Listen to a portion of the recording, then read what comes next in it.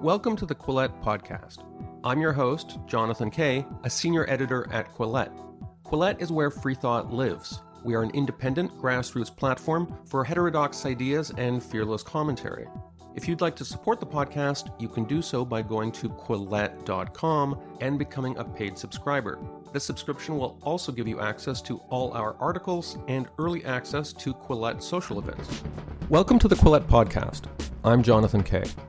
As a world-renowned theoretical physicist, Lawrence Krauss has proposed groundbreaking theories about the energy density of space, relativistic quantum fields, and the origins of the universe itself. But he's always had a political side too. While at Case Western University, he led the initiative for a no-confidence vote against the school's president, and he helped lead the pushback against theories of so-called intelligent design. This week he got political again with an article in Quillette entitled "Racism is Real, but Science Isn't the Problem," in which he takes a dim view to the June 10th Strike for Black Lives event supported by the American Physical Society and other science groups. In his article, he argues that while American society is full of inequities, science offers a haven from bigotry and shouldn't be used as just another arena for progressive cancel culture. Lawrence Krauss currently serves as president of the Origins Project Foundation and as host of the Origins podcast. He joined me by Skype this week from Oregon. Here are excerpts from our conversation. You write in your article that science unites humanity in a way that is unmatched by any other intellectual endeavor. What do you mean by that? I think if you look at many aspects of our culture, it's kind of an us versus them thing. Certainly religion, for example, separates people into tribes, and politics does. And what science does, in I think a relatively unique way, is maybe because it works through the language of mathematics, which is kind of universal, is it functions, especially in the modern global world, much more effectively if it's global. Large scale, right now, in order to answer the big questions, we generally have to do international projects. And it always amazes me, having been to many meetings and being part of collaborations, how physicists, which is my area of science, of course, function so effectively where all other aspects of politics, religion, everything else goes by the wayside when working on scientific problems, because the questions you're looking at in some sense are most often, and I'm talking about the hard sciences now, are most often divorced from the foibles of human tragedy. And so it's natural for people to look beyond the things that separate us as humans to try and answer these questions. Well, as an example of multicultural and multinational collaboration, you talk about the Large Hadron Collider, and you talk about thousands of physicists working there, dozens of different countries, speaking many languages. It sounds like a United Nations of science. It is. I mean, I spent time there. I spent a year there, and of course have many colleagues who work there. And it's people from over 100 different countries. There's 10,000 scientists, and it really is like the United Nations. And except unlike the United Nations, there's not a lot of squabbling going on about petty things. Of course, there's rivalries and there's politics that goes on at some level, but it is really remarkable how when one's talking about they have to. The point is there's no choice. It's the same reason that science is worth emulating, because it works. Literally, these detectors are the largest instruments that humanity has ever developed. If you ever go there, you feel like Gulliver.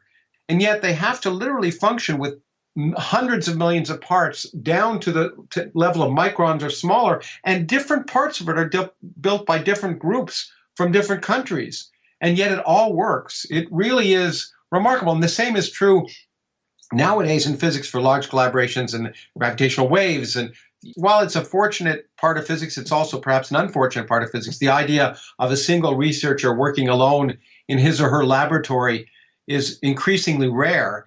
You now have publications where the author list is longer than the publication. And that's okay. But it's required and it functions effectively. So it's the norm rather than the exception. Let's talk about the actual operation of experiments, because I was briefly a scientist, did a graduate degree in engineering, and did a lot of lab work in the 1990s.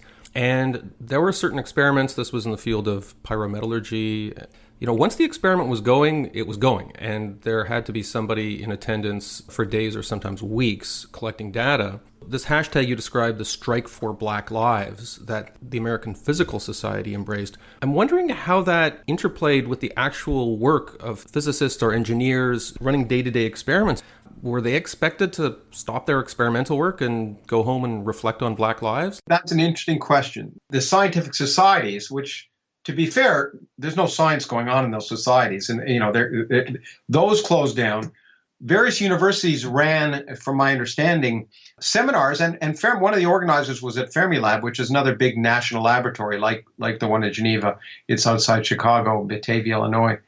And because of the pandemic, it had less of an impact than it would have otherwise. Because you're absolutely right. These experiments that are ongoing need, in general, people there all the time, usually graduate students, but not always.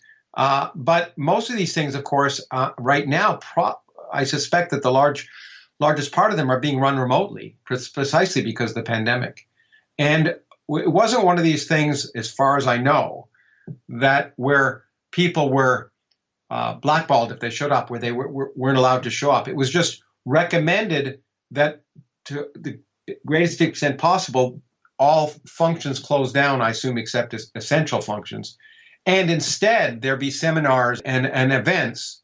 Unfortunately, what happened in a number of universities, and in fact, one of the ones I talk about in the article, is that some groups took advantage of that time to try and ultimately, in one case, get rid of a vice president of research. When I was back at McGill University doing my engineering work, I was often the only white person in the room among other grad students. And the reason was because a lot of these grad students were from other countries. We had our own little United Nations there, East Asia, the Middle East, Africa. Yeah. They would often do their grad work at McGill, and they would go back and become professors in their countries of origin.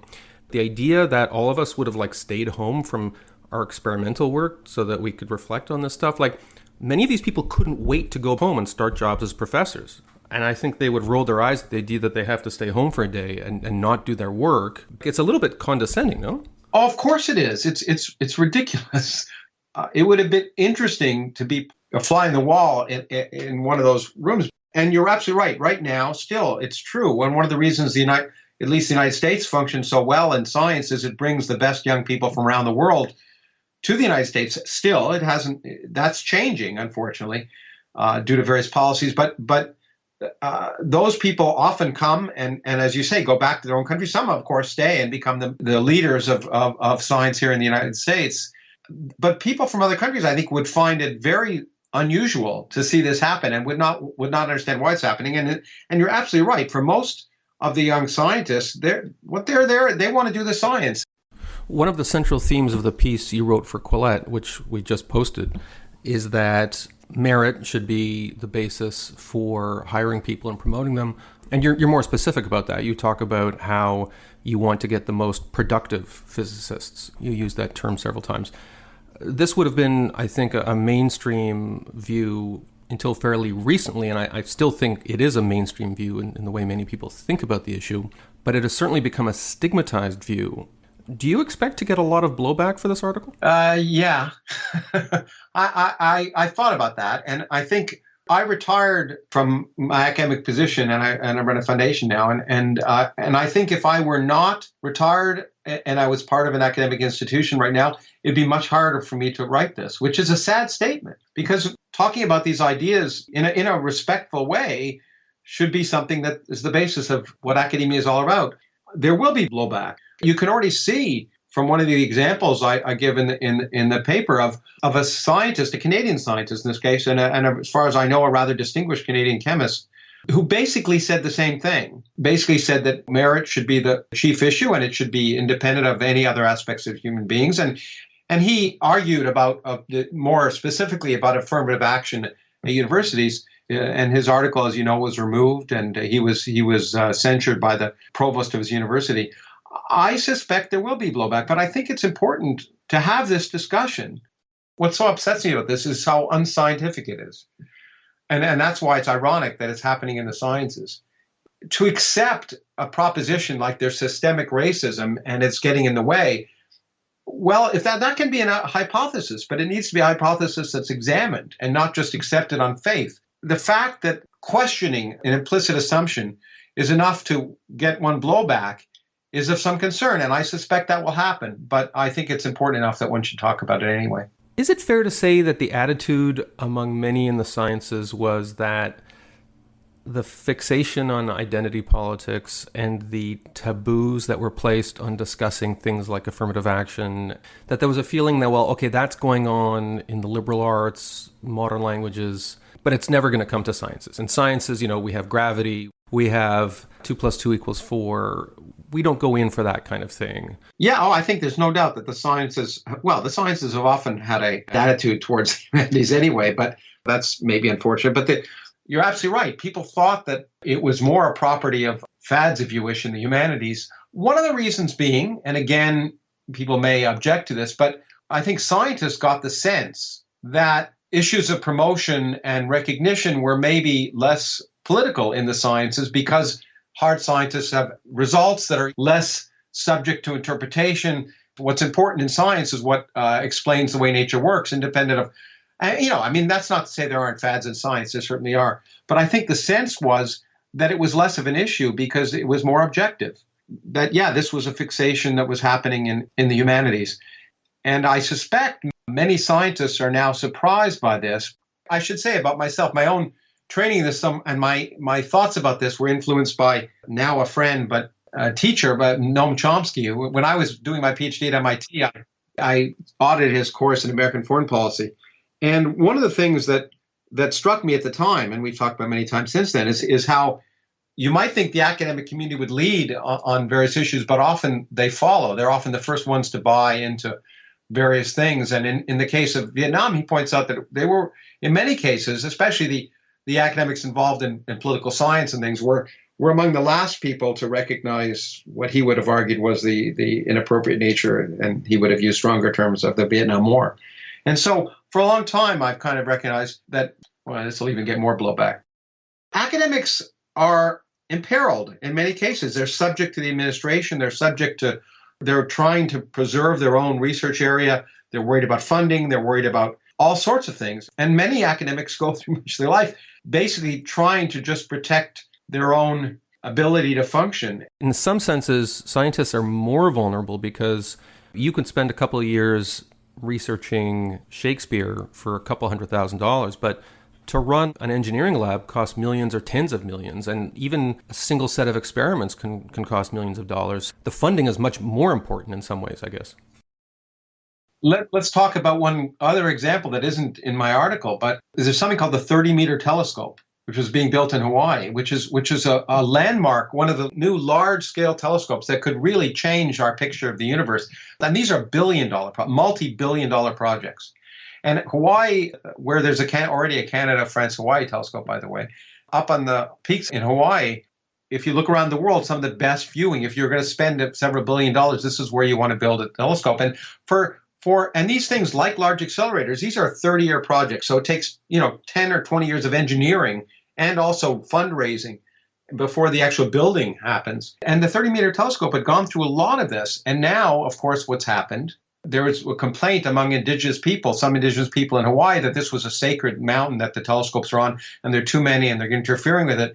And what you've seen happen is not only a movement to basically categorize the 30-meter telescope as racist, but you're seeing that there's a group of young scientists who bought into that and that whole project now probably won't happen. That's a huge setback for science.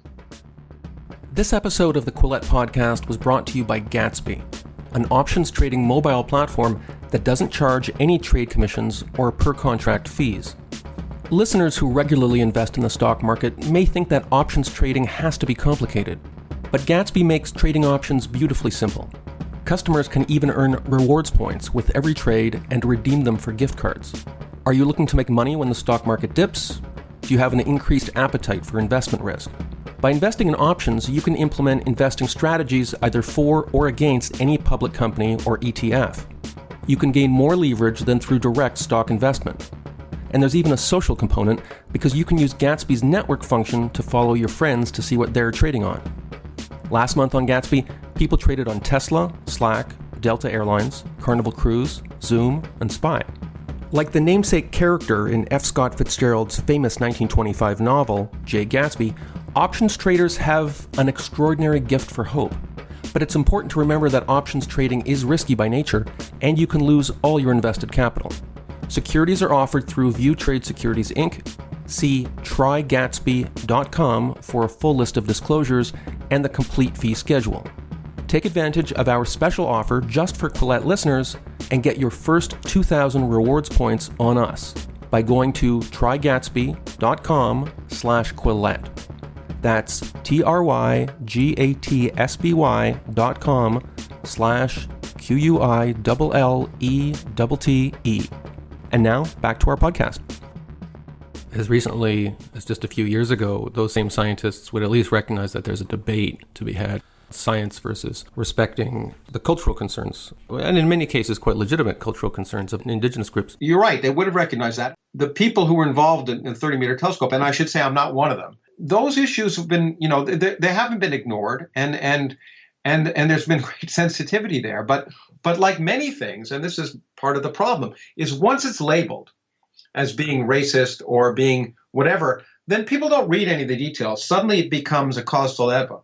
And that's the concern, is that we should base what we're doing on facts and not rumors, and not, one thing that goes on social media suddenly turns something, and then everyone jumps on that bandwagon. And of course there should be debate and discussion.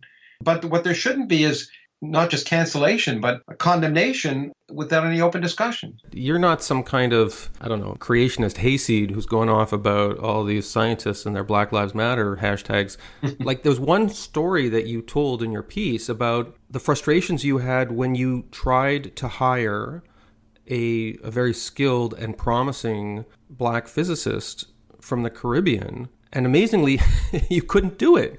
Because am I getting this right, that he was like the wrong kind of Black person or something? This was when I was chairman of the Department of Case Western Reserve University in Cleveland. It's no different anywhere else, let me tell you. I have taught at many universities. He was actually an up-and-coming physicist in Illinois, and his wife had a job offer at Cleveland. It's a person who we would have loved to have had. He would have literally raised the level of our department. But in order to get the university to go through its bureaucratic hoops and say we can argue that we can create a position that wasn't there before, you have to show that it increased diversity. But there are a set of diversity rules, and one was African Americans. But it turns out a Black physicist born in Tobago did not fulfill those requirements. And that just demonstrates that ultimately the bureaucratic rules that universities are using, in my mind, often are check marks. They're not really necessarily aimed at addressing issues as demonstrating that they're doing the quote-unquote right thing. And yeah, it's frustrating. And I think you see that. That's part of my other concern about what we've seen happen, is suddenly having a strike and for Black lives at a university. It's just lip service. I mean, there's no doubt that there are deep problems of racism in the United States, and anyone who argues otherwise is just in a different world. But it's not going to make a difference that you ensure some quota of Black physicists at Fermilab. My theory is that, and I don't know if you'll agree with this, is that there is a U-shaped pattern to this, where at one end of the socioeconomic spectrum, you have disadvantaged communities, especially Black communities, that on a daily basis, they worry about not just racism, but potentially deadly racism. But then at the other end of the socioeconomic spectrum, you have highly privileged people running the Twitter accounts of large corporations or universities, or their six-figure vice presidents in the Ivy League who are rending their garments. And then in the middle, you have often working class people who, Black, white, they go to work and they have friends and they get along and they find ways to overcome the occasional bigotries of life and the many other problems that people face. You completely understand and sympathize with people at the low end of the socioeconomic spectrum who are powerless and are protesting and are right to protest because they're enduring this. But I'm much more skeptical of somebody who works at the Fermilab. They've done master's degrees, they've done PhDs, they've come from privileged backgrounds in some cases, though certainly not all cases, and they're just kind of like out of touch with the real problems of racism, which do exist. And then just once given a chance to promote this stuff on social media, they kind of go nuts because they're not connected to it? I think that's a large part of it. I think you've got well-meaning people on the whole, academic institutions include among the most enlightened cultures in society. And so they're well-meaning, and they haven't thought through the details. But then you have, at the same time, these institutions that are built up in trying to ensure that they look like they're doing the right thing, and they find ways, either by paying lip service or by having quotas, or, as I argue, by producing office after office after office that tries to claim to ensure diversity in one way or another. But yeah, I think they're really out of touch with what's going on. And in order to become in touch, you need open discussion about this. No one asks the question, okay, what evidence is there of systemic racism? What evidence can you show us that this is going on at universities or in science departments in any way, other than anecdotal evidence that, as I say, the anecdotal evidence that's often used is, well, in physics, there are fewer black physicists at Fermilab. And I try and argue that that is reflective perhaps of deep social issues, but not of racism, inherent racism in the science or in academia. You actually give a very personal account of this, because it's not a big part of your article, but I think you mentioned in passing that your scientific supervisor, at one point at least, happened to be a black scientist. And I think this was in Boston. And that I think he mentioned in passing you were considering moving to a neighborhood that I think was not considered friendly to black people. And he said something to you like, well, if you move there, I'm not going to visit you. So, obviously you're conscious of the fact that many black scholars have to deal with racism in other aspects of their lives. Like many black people, especially in Boston, which has a big, anything about the city, it has a big history of racism. You just have to go see a Boston Red Sox game. Yeah, exactly. So in his case, at MIT, it was a very hierarchical system, and it was full of obnoxious people at the upper levels who were obnoxious to everyone, independent of race. And, colorblind obnoxiousness. And at the time, MIT had something very useful in the sense that there was a mentorship system. There was another senior faculty member who was black who was mentoring postdocs who were mentoring graduate students. And in fact, some really good physicists, a friend of mine who's now, by the way, I think going to be the president of the American Physical Society, Jim Gates, was there. And I remember I knew him as a postdoc and then later at Harvard. And so that was great. And that's the kind of thing that is certainly great. And it happens more organically as more people come through the system.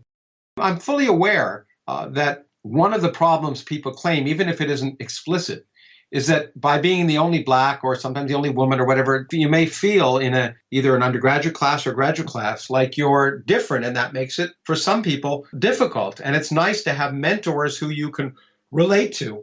So I understand that.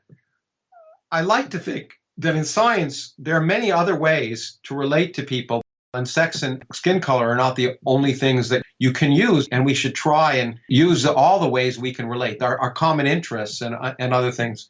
Sort of another example of how that organically happened, which was much more explicit, not racism, but in this case anti-Semitism, existed in physics profusely in America. Oh, yeah. And this is an amazing story you told. I had no idea. So I think even people who aren't in the sciences will know Richard Feynman, if I'm pronouncing that correctly. Yeah, right. And he's written books, and he's done a lot, not just, as I understand, as a theoretical physicist, but also as someone who has popularized many important and fascinating ideas in physics. And my father-in-law has read his books, and many people have become impassioned lay people in regard to physics because of Richard Feynman. Yeah.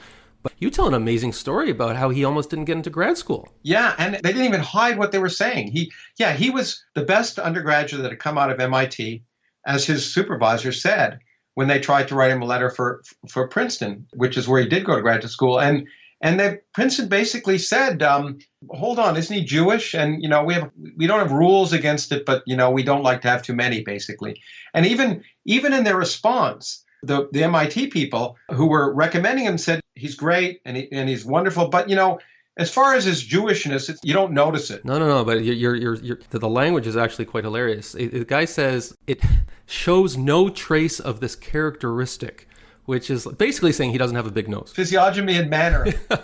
It's the waspiest possible way of saying he can pass. Yeah, exactly. And that is shocking. I remember it shocked me when I first learned about it. And there were a combination of factors that changed that. One of the factors was that Feynman and a host of other Jewish physicists at the time, and by the way, at that period, what happened was American theoretical physics and some experimental physics became dominated by Jewish community, partly because of the influx of people, senior people who've been forced out because of the Nazis in Germany, but also because these young people had access to education and skills that allowed them to shine. And then once they shined in academia, they became the elite, and then that sort of anti-Semitism, at least explicit anti-Semitism, disappeared.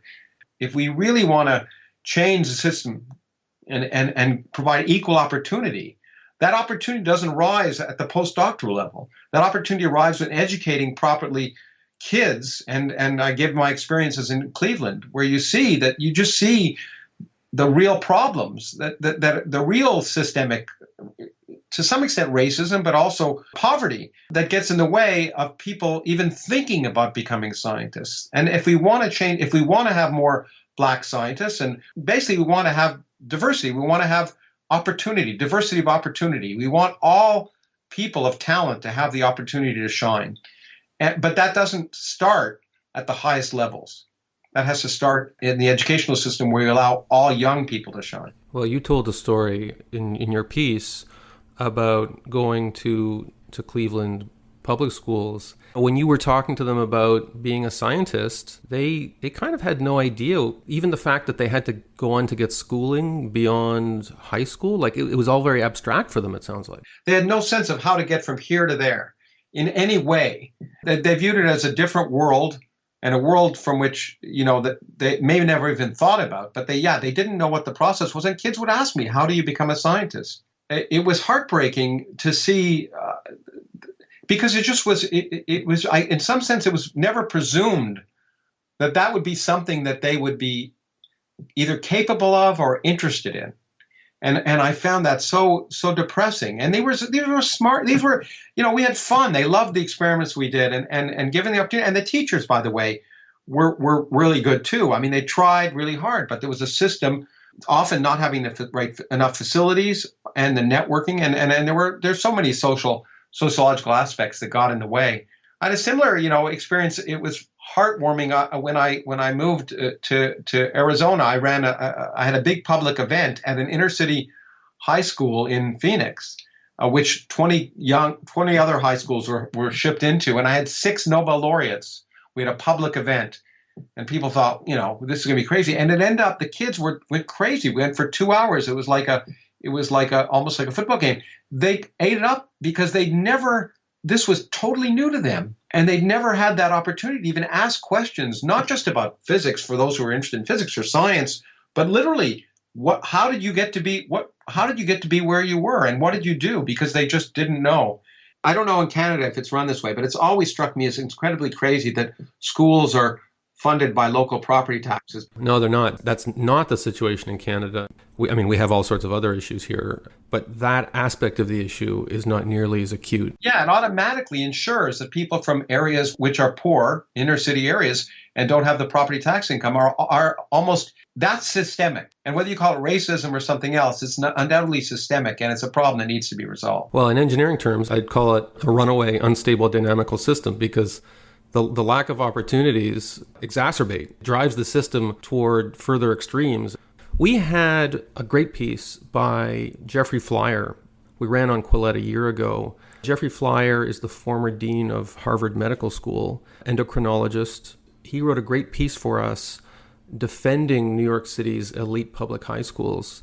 And he talked about how, as a kid, this was one of the ultimate merit-based institutions, and there were lots of immigrant kids there, as there are now, who made names for themselves and propelled themselves into the academic elite.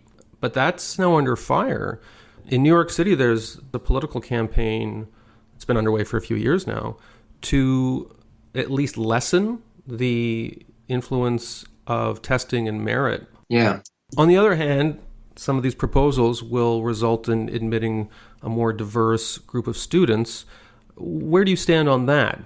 In the case of Jeffrey Flyer, he was focusing in particular on a school in the Bronx that was science-oriented. Yeah, well, actually, the Bronx High School of Science was one where both Steven Weinberg and Shelley Glashow, who won the Nobel Prize I referred to, went there. And so did my friend, by the way, Neil deGrasse Tyson, who's a well-known Black physicist. And, it's a complicated issue, of course. When it comes to public schools, it's a difficult situation. I think, you have to look at the funding, but if something works, if the system works, you don't want to break it. So what clearly works is the Bronx High School of Science has provided an avenue for exceptional people. And I know tons of people from New York who've gone through there. The question is whether it's self-fulfilling or not. Would they have excelled wherever they went? I often feel as a teacher, I'm pretty humble about this. I tend to think that the best students don't really need teachers in some sense. They need encouragement and they'll thrive no matter what. I also am sometimes worried about the criteria by which we evaluate what's talent and what isn't. When I was taught at Yale, I remember Yale undergraduates, and I'd often think that, having all these 1,600 SAT kids, I taught at a bunch of other universities, and I tended to think that almost randomly selecting them would produce the same quality at some level, except for the tails of the distribution, the unbelievably excellent students. So it's this problem. You want to encourage talent. And if you can do it by having schools where talented people can thrive and be surrounded by other talented people and achieve their best, where they might not be able to achieve their best in a different situation, you don't want to get rid of that. And it may seem like elite, but at some level, certainly academia is a meritocracy and not a democracy. And that's a good thing. And now a message from our commercial supporters at BetterHelp, the online counseling service that helps people everywhere become happier and more productive.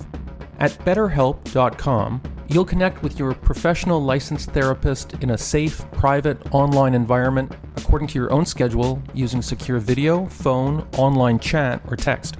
Anything you share is, of course, strictly confidential. While BetterHelp isn't a crisis line, new clients can start communicating with their counselor in under 24 hours. When self-help methods aren't enough and you seek professional counseling, BetterHelp can connect you to a network of thousands of licensed therapists. And you can switch therapists to make sure you get the right fit. Licensed counselors include specialists in sleep, trauma, family conflicts, LGBT matters, grief, and self-esteem. So many people are using BetterHelp that they're recruiting additional counselors in all 50 US states. BetterHelp is more affordable than traditional offline counseling. There's no awkward waiting room, and you can message your BetterHelp counselor at any time. Financial aid is available in some cases. Join over 1 million others who are taking charge of their mental health by visiting BetterHelp, that's HELP.com. Quillette listeners get 10% off their first month service with the discount code Quillette. Just go to betterhelp.com/Quillette. And now, back to our podcast.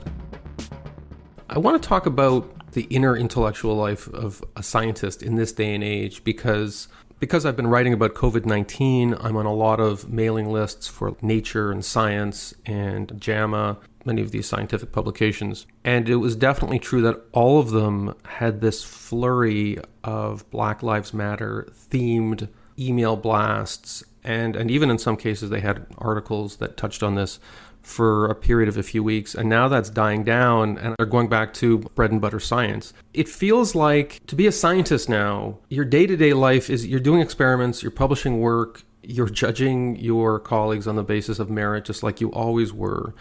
But then in terms of your public posture, you have to talk about other things. Do you think that a lot of scientists, including a lot of academic scientists, now have to live in two worlds? One is 99% of their time is spent doing actual science, and that really hasn't changed much. And then the 1%, which is the public-facing aspect, it's almost like a PR thing that stands apart from their actual day-to-day work? Yes, to some extent. I think it's actually worse. It would be great if they could spend 99% of their time in their work, but it's less and less because now to get grants and the kind of things you need to do your work, you still have to jump through these hoops if you're a scientist and almost any academic at a level. You're being forced to provide statements on these social issues that are basically, again, check the boxes. I've been a scientific communicator for many years because I like to do it and I think it's important and some people should do it.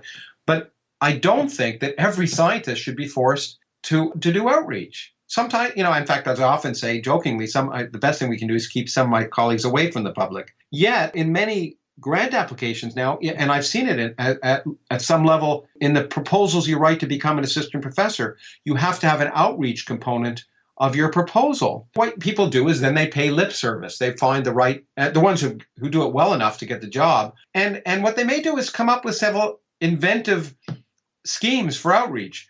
They almost never get implemented when they get the job, but they have to pass through those hoops. As I say, I hope everyone works against racism in their daily lives. It's something that we should all aspire to. But actively working against racism should not be the job requirement of someone who's doing theoretical physics. And that may sound racist. And some people would say, as I argue, a well-known academic and writer has argued, you're either anti-racist or racist, and you can't be anything else. And that allows me to go back to something else you said that I meant to comment on, being an unstable equilibrium or destabilizing situation. It is precisely destabilizing because the systemic inequities that exist in our society cause anger and cause the kind of protests we're seeing and cause people to respond viscerally when they see things like George Floyd. And it's completely understandable.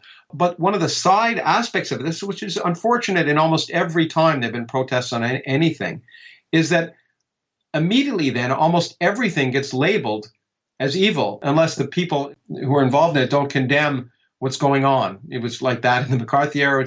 The sense that I think institutions and individuals are experiencing is unless they vocally come out and condemn it and pay that lip service, unless they do that, they're somehow viewed as part of the problem. And things that would otherwise be honest academic activities are also labeled as racist because at this point, the anger and the inequity is so bad that you look for anything that might smack of potentially being racist. This idea that you are either racist or anti-racist, as soon as I heard people talking about that, what it made me think of is when George W. Bush, after 9/11, said, you're either with us or against us. And you mentioned being in Noam Chomsky's class on foreign policy. You don't have to be a Chomskyite to think that it's ridiculous to think that you either have to wave the American flag and bake apple pies for the troops, or you're in league with the terrorists. And conservative reactionaries have often rightly been accused of that kind of jingoism. And to see that kind of idea embraced on the left, it's like, you're either pregnant or you hate pregnant people. Like that's absolute nonsense. I get a daily email from Nature about science, and they quote an article about how to be an anti-racist in the laboratory. Well, I got this set of instructions from some local pedagogical organization here in Ontario, and it was about how to be a good ally to Black people in your organization. And it told me to keep repeating their name in public. So it said when the person isn't around, you should just keep talking about how great they are and saying their name. Just imagine how mortifying this would be if anyone actually took this seriously. Well, I saw Bill today. Bill is an excellent worker. I wish Bill were here so we could bounce these ideas off Bill. Oh, look, here comes Bill. We love Bill. In the old days, we would have called that patronizing. Well, it's beyond patronizing, but you know that if a person is successful and intelligent enough to lead an organization that would send this stuff out, that they're also smart enough that never in a million years would they actually do the thing they're recommending. Yeah. Because if they did it, the first person to call them out on it would be Bill. Exactly. Who would be trying to get his work done and say, why are you acting like some 15-year-old on Instagram? And it's demeaning for two reasons. It's not only demeaning the individual, and it's ridiculous and stupid, and you're right, Bill would be the first person to come out against it. But then what, unfortunately, it's a different thing than racism, but it inevitably ends up having the same effect. Because later on, if Bill does a good thing, Bill's colleagues are going to wonder whether it was the good thing or the fact that Bill was being called out because he's Black. That undermines Bill in a way which you could say is racism. I like to leave podcast listeners with news they can use. Some of the people listening to this are going to be in their late teens, early 20s. They're making decisions about university, grad school, technical college. Should they avoid being on social media? Are there some programs they should avoid? If you're at the bottom rung, grad student or technician or whatever, and like you have no power, it's not someone like you who can speak his mind after a long career, what can they do? When people claim I have power, I'm not sure I have any power, but well, you have the power to speak your mind. And I used to as a graduate student. The difference was no one would listen. I always hesitate to give advice because everyone's situation is different. I still believe in my heart that if you have talent and you exhibit that talent and you work hard in science and do what you can, that will allow you to get ahead. And I'm political as an individual, and I'm also interested in communication, so I do those things. But if you don't have those interests, don't be obliged. You focus on what you're doing, and when you do what you do better than other people, you have a better than even chance of succeeding. That doesn't mean that you don't have to learn how to play the game at some level, but focus on what interests you, do it well, and enjoy it. And then that's the other thing. I ultimately think that if you enjoy what you're doing, that's infectious and it'll communicate to others. I know it sounds like a platitude, but it is what it is. I think that's good advice. I certainly enjoyed talking to you. Thanks. Me too. Thank you for listening to this episode of the Quillette podcast. Quillette is where free thought lives. We are an independent grassroots platform for heterodox ideas and fearless commentary. If you'd like to support the podcast, you can do so by going to Quillette.com and becoming a paid subscriber. This subscription will also give you access to all our articles and